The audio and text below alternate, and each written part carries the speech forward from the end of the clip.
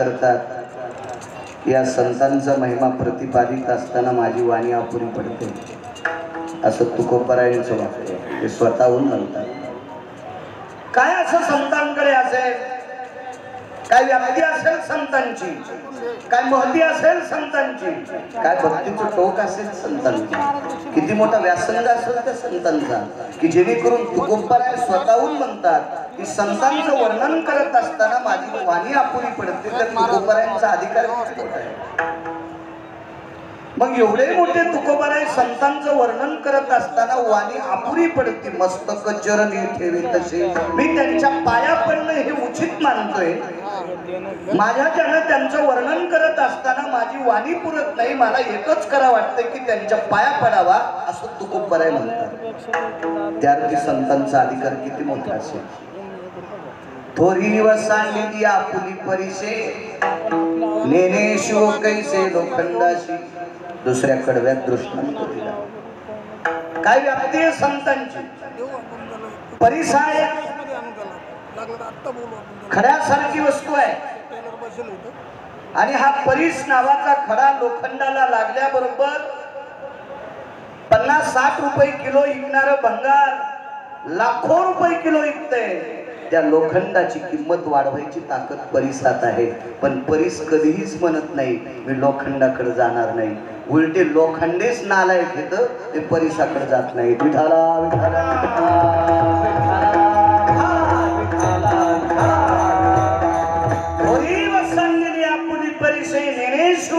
लोखंडाची. परिसा मोठा व्यक्ती. मला जर परिस नावाचा खडा सापडला ते आपल्या भारतामध्ये असणारी रेल्वे लाईन त्या पट्ट्यालाच मी परिचित केलं आहे. भारतातली सगळे रेल्वेचा पट्टा सोन्याचाच होईल. एकाही बाईल मालकाला सांगायचंच काम पडणार नाही. हरान एक एक तिथली चिवटी आणली की गळ्यात बांधायचंच काम, दागिने करायचं कामच नाही. एवढी ताकद त्या परिसात आहे. पण परिस कधी म्हणत नाही मी लोखंडाचं सोनं करत नाही. तशी संतांची व्याप्ती. हलकटाला सुद्धा चांगलं करण्याची ताकद संतांची. आपल्यासारखं करतात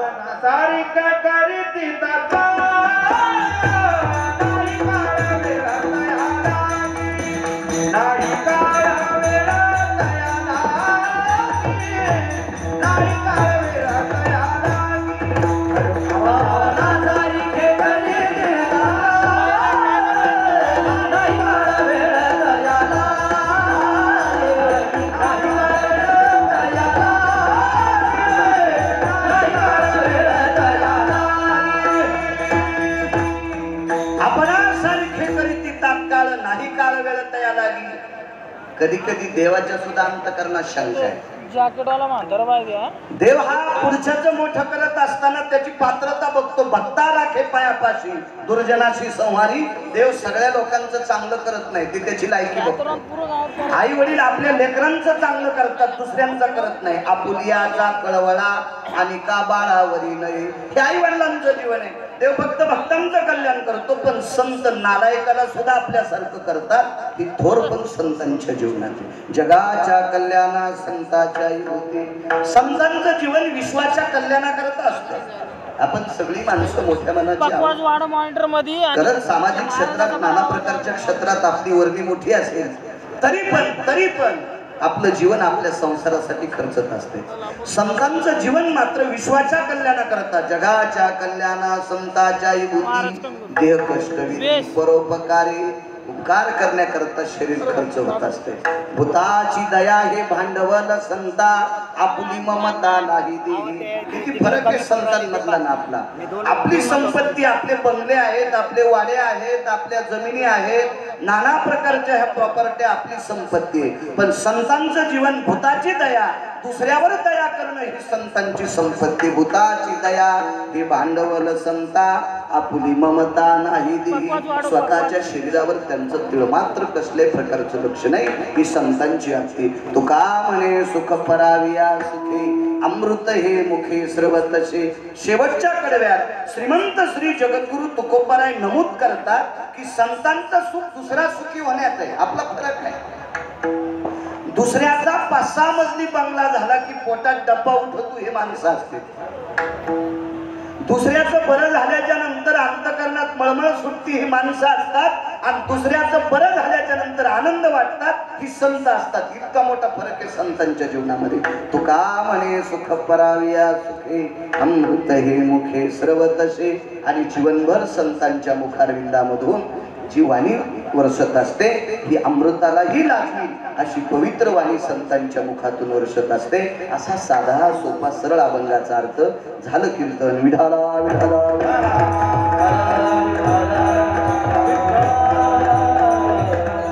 अभंगावर बोलण्यापूर्वी मोठ्या श्रद्धेने मोठ्या अट्टहासाने चालत असलेला बाप्पा गणपती बाप्पांचा हा सुंदरसा उत्सव अनंत चतुर्दशी पर्यंतचा मोठ्या श्रद्धेने मोठ्या अट्टहासाने तुम्ही जालनावासी मंडळी मोठ्या श्रद्धेने गणपती बाप्पाचा उत्सव साजरा करता. तुम्हाला द्यावे तितके धन्यवाद. आदरणीय भास्कर आबा आणि मला असं वाटतंय मी साहेबांकडे ॲडमिट होतो त्यावेळेला आबा तुम्ही मला भेटायला आले आणि त्यांच्यासोबत एक ते तुमचे उबाळे कैलासरावची उबाळे सोबत होते.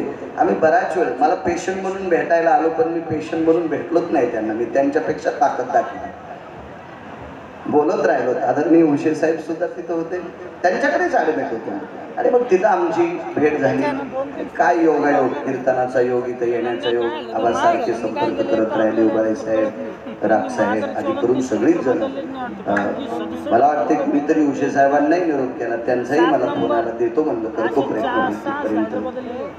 मला वाटते अध्यक्षपद आबांकडे आहे. उपाध्यक्ष असतील सचिव असतील कोषाध्यक्ष असतील आदी करून सर्वांची नावं पाठ नाही क्षमा असावी. सगळ्यांची नावं घेतली अशी गृहीत धरा. उपस्थित या बाप्पा गणेशाचा उत्सव साजरा करणारी तुम्ही या भारतीय संस्कृतीतली गोड सात्विक आणि सदाचारी सत्पुरुष आहात. तुम्हाला द्यावे तितके धन्यवाद. सर्व पक्षीय गणेश मंडळ वा सर्व पक्षांची काही कोंबडं कोणाचे ओरडू सकाळ झालं समजायचं कोणाचंही कोंबडं ओरडू सकाळ झाले असे समजायचं. सर्व पक्षीय असा हा गणेश उत्सव आहे आणि या गणेश उत्सवात गिरगावच्या बाळूला कीर्तन करण्याचा योग येतोय. माझं महत् भाग्य. विठाला विठाला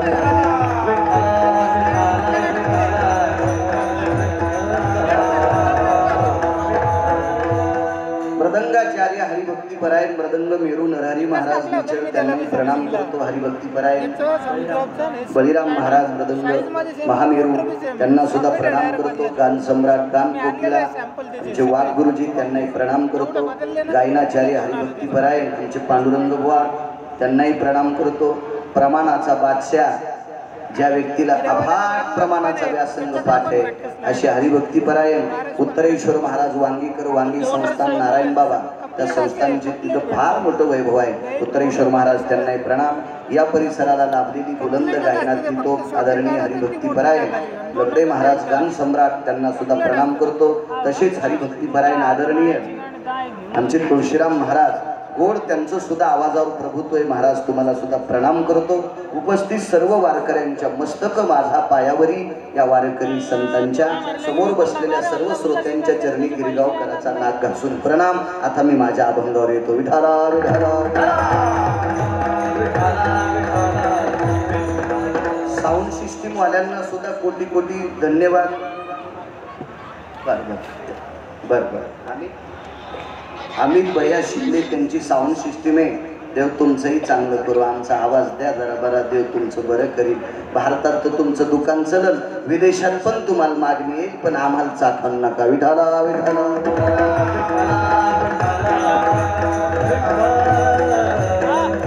चांगली साऊंड सिस्टीम त्यांना सुद्धा. काय वानवाता न पुरे हेवानी मस्तक चरणी ठेवी तसे.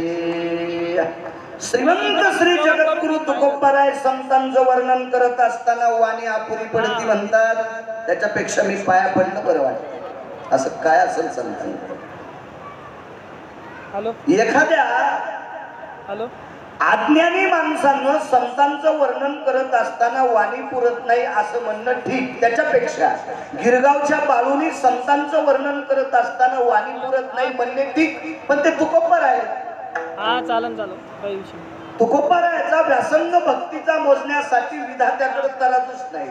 तुल्य भय असते ते जायती ते मे मात्र तो जन भय सकल स्थिता ब्रह्मा भयाता ते वसंतियो सत्यवास भय जायम देना तुल्य भयती तिकृती भय करते मे मात्र तो भय जाय जनो वैष्णवायती भीतो जनो यति योगी यान तपी जना भय अनुरागी भय छंद जनो विधाता यति भय जनो विधाता यति भय जनो विधाता यति भय जनो विधाता करता राजू नाही या अष्टादश या 8 मानकांचा व्यासंग मोजण्यासाठी ब्रह्मदेवाकडे तराजू नाही इतकं मोठं कोरोनात माणसं कशाला देत होते डॉक्टर ते मला माहिती नाही माझ्याकडे पैसे नाही बघ कशाला देत होते माणसं मरणाला वा कोरोनात माणसं मरणाला देत होते फक्त मरणाला आणि मारायचं खातं कोणाकडे दक्षिणाधिपतय नमः यमाग्रो अधिष्ठितो भयो फॉर्च्युनर बोलेरो सफारी नैवं महिषीं सुताधिष्ठानायां वाहनत्रयती यमाग्रो दक्षिणाधिपतये सेन यत्पाशां कुशो भयस्थितानां प्राणछेदां यत्वामो ते म्हशीच्या पोरावर बसून येत आणि प्राण काढून नेत होते कोण यम माणसं कोरोनामध्ये यमाला भेट होती यमाला आणि त्या यमाच्या डोक्यावर तुकोबरायांनी पाय दिलाय जगाकार खाया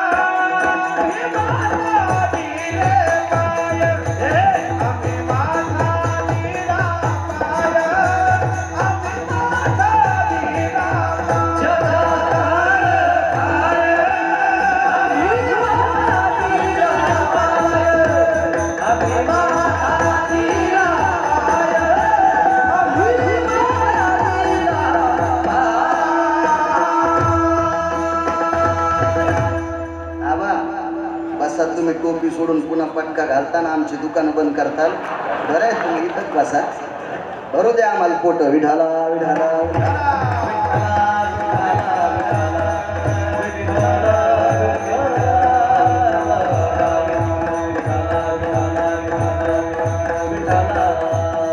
जगाला खाणारा काळ याच्या डोक्यावर तुकोबरायांनी पाय दिलाय मग यमाच्या डोक्यावर पाय द्यायची पात्रता आदरणीय लकडे महाराज त्या व्यक्तीने वाणी पुरत नाही असं का म्हणावं का म्हणावं याच्या पुढची व्याप्ती सांगू का तुम्ही आम्ही प्रत्येक जण यमाला भेटतो यमाला भेटतो मी सुद्धा एकदा यमाला भेटून आलो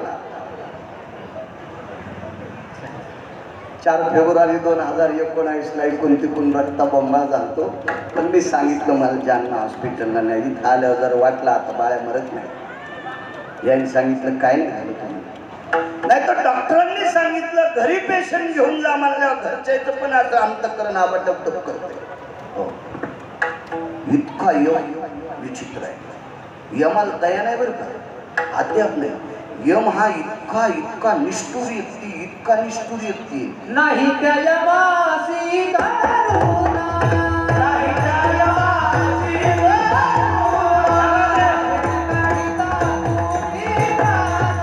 बाहेर काढिला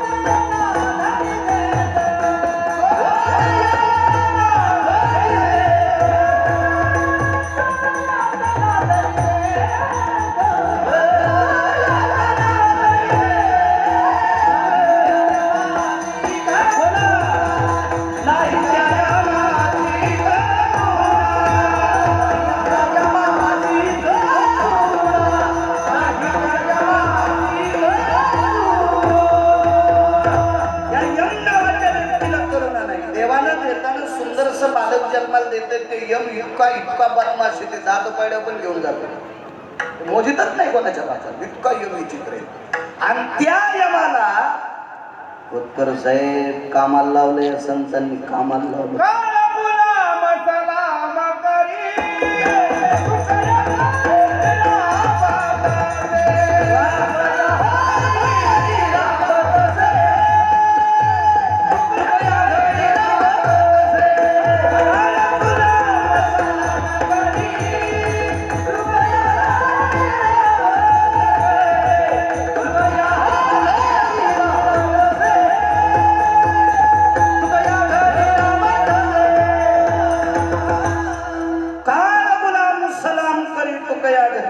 तसे 5-25 हजार ज्याच्या खिशात येत हे बैगणी कोणाला राम राम घाली ना हो डोक्याला केस कमी इतकं बोकांडीवर कर्ज ते कोणाला राम राम घाली ना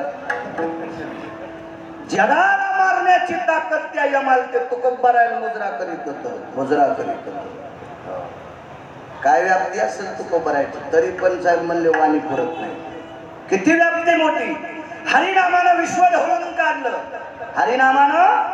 ढवळून काढलं हा व्यासंग भक्तीचा श्रीमंत श्री जगद्गुरु तुकोबरायांचा किती मोठी व्याप्ती असेल याच्या पलीकडे जर सांगायचं झालं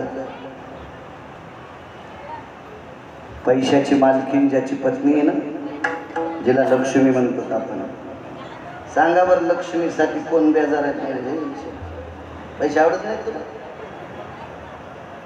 हातवरी करा बरं पैसे कोणाला आवडत नाहीत अहो उगत सोंभाळ्या गप्पा आणते पैसे कमेल्यावर बोकन देऊन यायचे का पोरं का सरनाव टाकणार आहेत का हे बोलण्यापुरते नाटक येत पण पैसा आवडत नाही असा जगात माणूस नाही भेटत नाही म्हणून आवडत नाही म्हणते ऐसा कोण आहे दया नावाने क्या बात है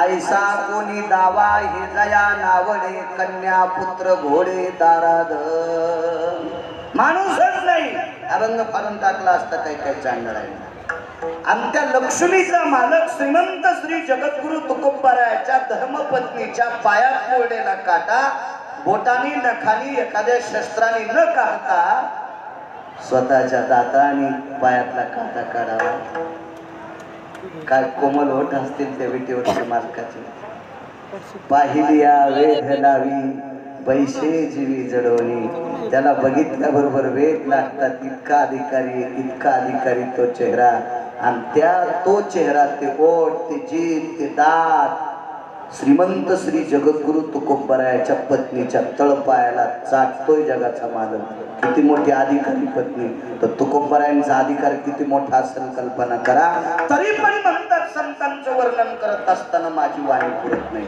असं काहीतरी असेल संतांकडे या विश्वाच्या पाठीवर संत हे स्थान इतकं मोठं स्थान आहे याच्या पलीकडे सांगू का पंढरपुरातल्या मालकाला तुम्हाला जर कोणी दाखविला असेल तर हे संतांनी दाखविले हे संतांचे उपकार आहेत संत ही व्याती मांदियाळी जर जन्माला आली नसती तर पंढरपुरातला मालक वैकुंठात लक्ष्मी सोबत भांडे घाशीत बसला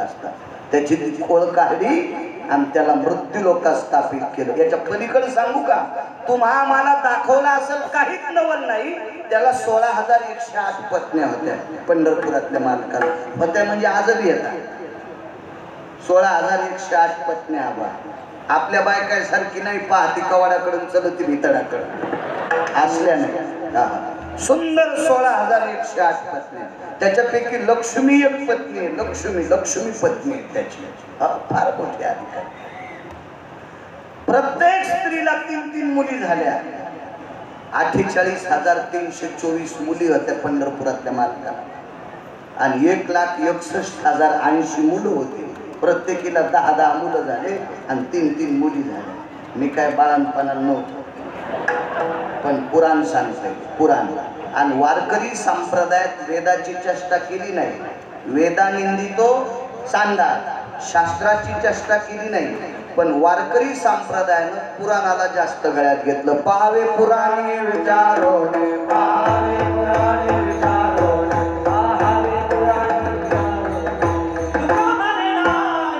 विश्वास